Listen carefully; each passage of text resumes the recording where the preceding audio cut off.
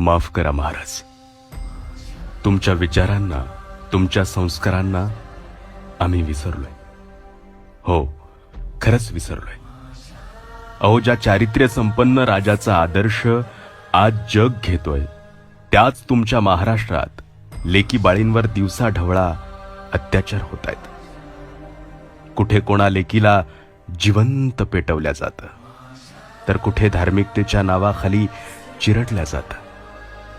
राज, तुम्ही आयुष्यभर स्वराज्यातील प्रत्येक मायमाऊलींना तळहाताच्या फोडाप्रमाणे जपलात, पण आज त्याच लेकीला न्यायासाठी वनवन भटकावं लागतंय.